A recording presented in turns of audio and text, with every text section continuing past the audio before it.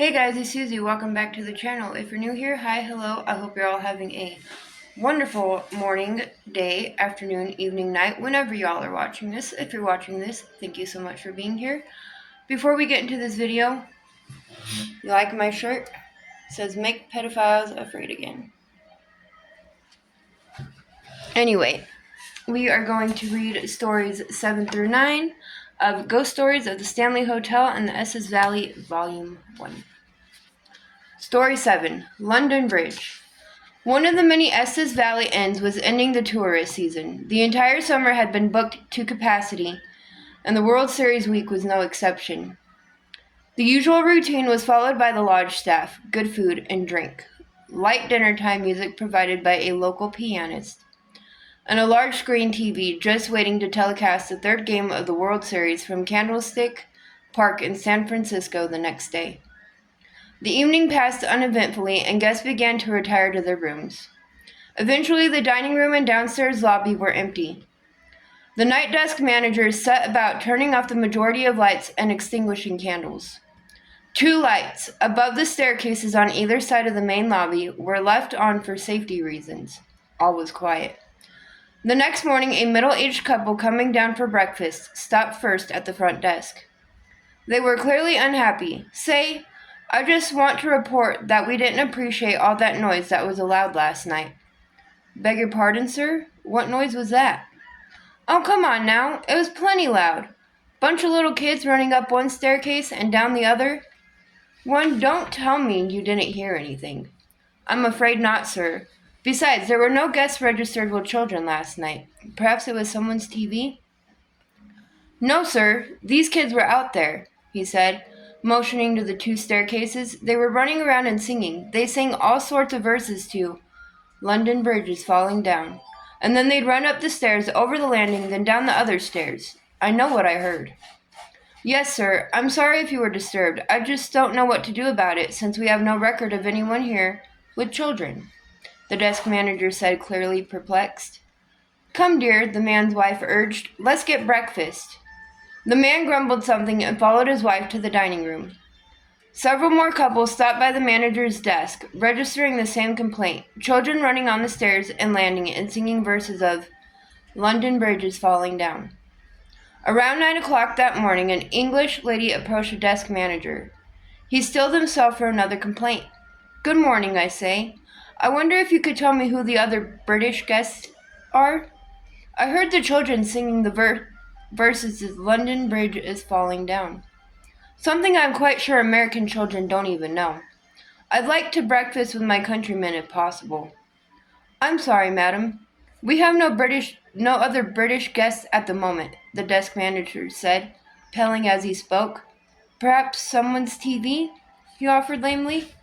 That afternoon, October 17th, 1989, every television station across America carried the horrific news of the Bay Area earthquake and the loss of 42 lives when the upper level of the I-880 freeway bridge collapsed onto the lower level, crushing vehicles and their occupants beyond recognition. Coincidence? Connection? Or what? Story 8, Mostly Ghostly Music. The sumptuous Stanley Hotel in the Colorado Rockies near the town of Estes Park opened its doors in 1909. To celebrate the occasion, F.O. Stanley presented his wife Flora with the new Steinway grand piano. It had arrived by train in Lyons, Colorado, a small train stop about 20 miles from Estes Park. From the Lyons, the Steinway was carried by ox cart up the steep canyon road to the hotel. Flora established afternoon concerts in the years to follow in the music room. These concerts were social affairs in every sense of the word. The women wore gowns and the men sported their tuxedos. Many great and near great musicians played at these concerts.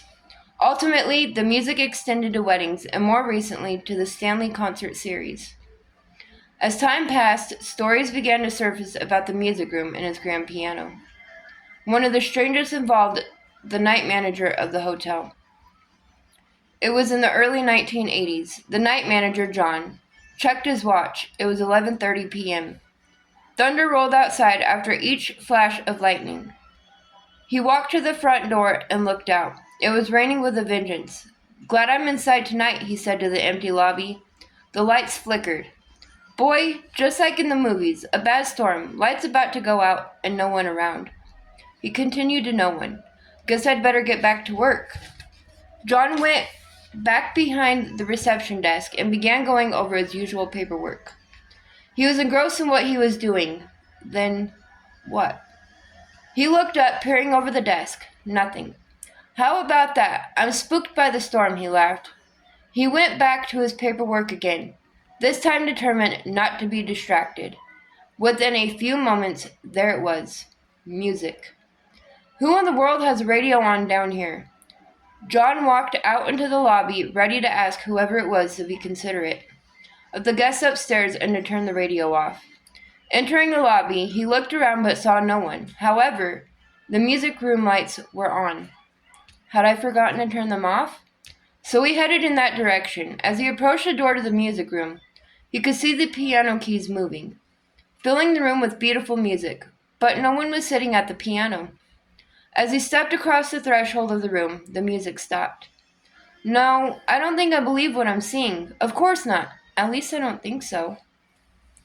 John was not a believer in ghosts. However, he lost no time in returning to the front desk, locking himself in, later conversating with himself as a means of settling his nerves.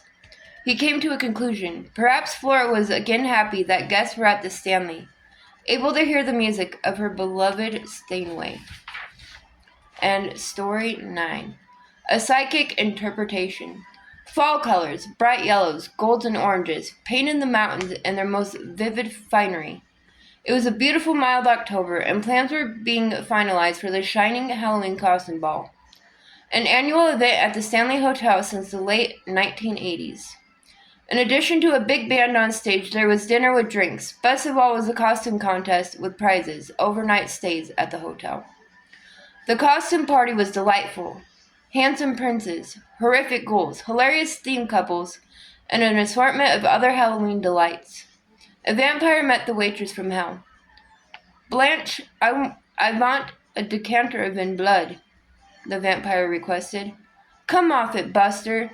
There ain't no such stuff. Besides, don't you get enough from ladies' necks nowadays?" Blanche responded. "Please, don't be vulgar. We vampires prefer it served in a decanter." "Haven't you heard? You must get the maitre d' to order some if you plan to keep up with the other hotels." Enter into this happy mayhem a Denver radio talk show host and several musicians. They proceeded to do a broadcast from the Dunraven Grill, while the Halloween party continued on in the McGregor Ballroom. The talk show host had two guests, psychics. As the program continued, the two psychics roamed the upper floors of the hotel, their powers at work. Both sensed presences as they passed certain rooms. Once they saw two little girls. Several rooms they entered gave them the feeling of spirits present. Other rooms had doors which opened and closed apparently at will. A few of the hotel staff offered an explanation, drafts of an old hotel. Undaunted, the psychics proceeded with their roaming.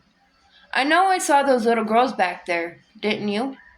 one psychic asked the other. "I certainly did, but they weren't all. There were so many. Who will ever believe us?" Other psychics.